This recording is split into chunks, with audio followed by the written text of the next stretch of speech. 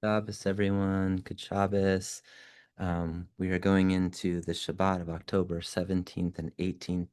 It will be the Shabbat of 26th of Tishrei. The 26th of Tishrei means that we're coming to the end of the month of Tishrei. So this Shabbat is called Shabbat Mevarachim. It is the Shabbat that precedes Rosh Chodesh, the appearance of the new moon and the beginning of a new lunar month. So in Shul on Shabbat Mevarachim, we announce the coming of the new month, and we announce what day the new moon will appear, thus establishing the next month. We're going into the month of Cheshvan, and rabbis often have shirts or sweaters or sweatshirts that say, I love Mar Cheshvan. It's the period after all the holidays. You've had 60 days of intensive holiday making, and then you move into a 2 month long period where there are no holidays. There are no holidays between Simchat Torah and Hanukkah. So it's a kind of a breathing space, if you will. So this week's parasha is very exciting, and maybe the most famous parasha, because it is our creation story. It is our people's creation story, our people's creation myth. And when I say a creation myth, I'm not denigrating it. This is a very serious term for me. Um, when we say something is a myth, we are not saying it is something that did or did not happen long ago. Rather, like the Greek statesman Solon said 2,500 years ago, a myth is not the story of something that happened long ago. It is the story of something that happens over and over and over again. So a creation myth is sort of misunderstood as history. It's misunderstood as like describing um, what actually happened.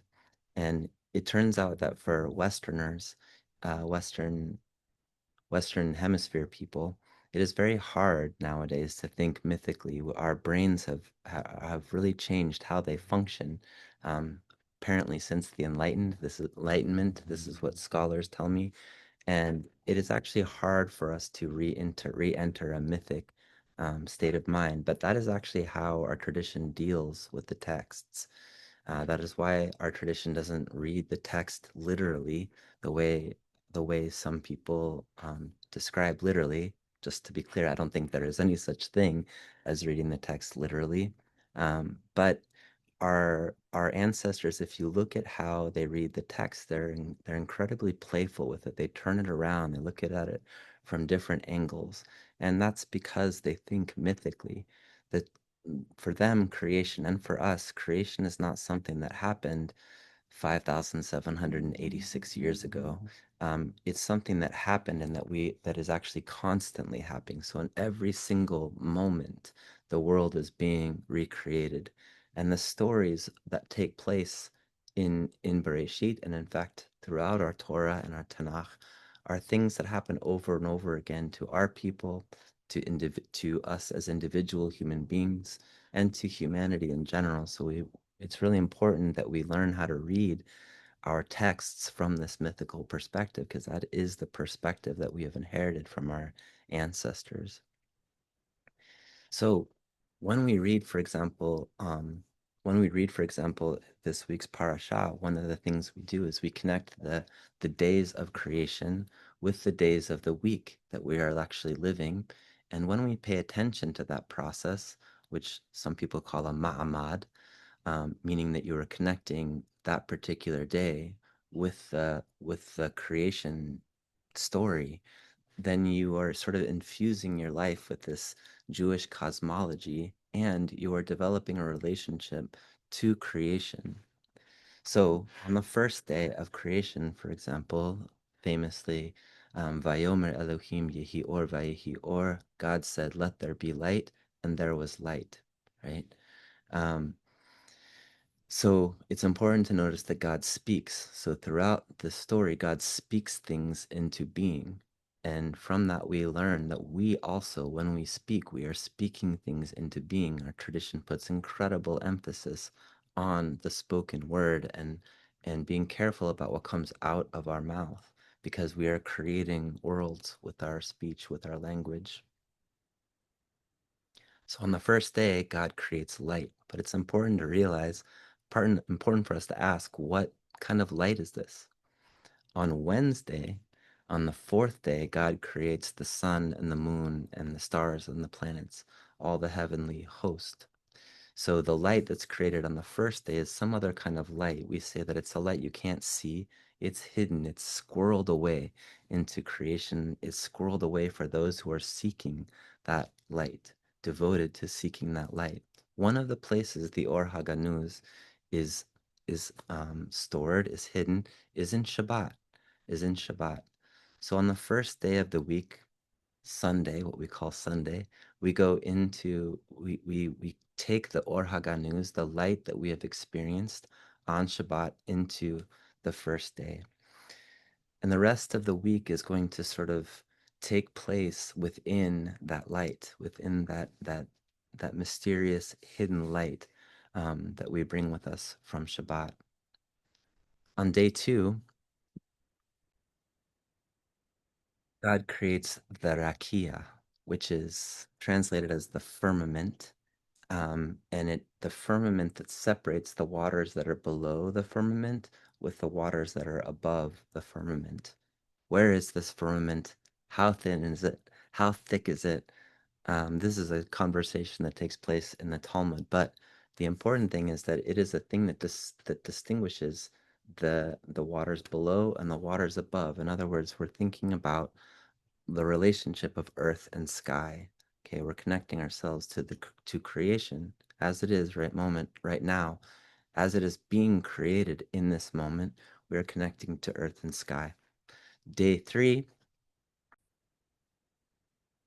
God speaks plant life into being. God speaks plant life into being. So all the vegetation that covers the earth um, is is what we are contemplating on day three, on Tuesday, right? So on Tuesday we are connecting with plant life.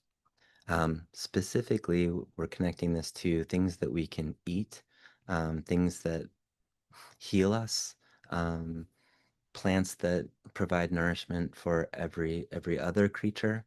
In the Garden of Eden, by the way, everyone is vegan. Okay, the animals, people, lions, everyone only eats vegetables and fruit. Everyone's vegan. Okay, so in on day four, Wednesday, Elohim speaks the stars, the sun, and the moon into being. The sun we use as a way of measuring annual cycles.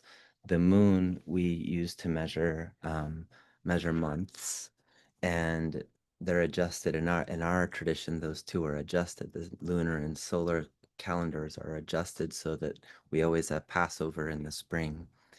So there's a relationship between the sun and the moon and our very lived lives, our calendars, our sense of the seasons, our sense of time passing. So on Wednesday we are thinking of the sun and the moon and the stars. On the fifth day, Thursday, um, God speaks all of the sea creatures, all the creatures, in fact, of water. The aquatic aquatic life is spoken into being. So on that day, we are connecting with the whales and the salmon and the tilapia and the rockfish and all the other animals that we eat, the ones we've never met before, the ones we can't even imagine. All of that exists in the ocean, as well as all of the animal life of rivers, lakes, etc. On Friday, all of the terrestrial animals are created, all of the terrestrial animals, including us, including the human being. The human being is created on Friday. So I think that's meaningful because it's a way as we approach Shabbat, we are sort of approaching this paradigmatic day of being human in which we go into a place of rest, of calm, of joy, of family, of friends, of prayer, and we go back into discovering that hidden light, the Or Haganuz, and then the week starts over again. So I mentioned a ma'amad earlier, and that's several of my peers. This practice was really started at Hebrew College, as far as I know, where people will recite the day of that day's creation in the morning prayers. So on Sunday, you are reciting the verses about the first day, where the mysterious Or Haganuz is created. And then on Tuesday, you're reciting the day for or sorry, Monday, you're reciting the verses for the second day, Tuesday, the third day, etc. And you go through every week like this, and you discover as you do this that you start paying attention to your relationship to creation more and more. So I want to wish everyone a good Shabbos, a Shabbat Shalom, and please send me your comments, your thoughts, your reactions, any requests. I'd appreciate hearing it. All right, Shabbat Shalom.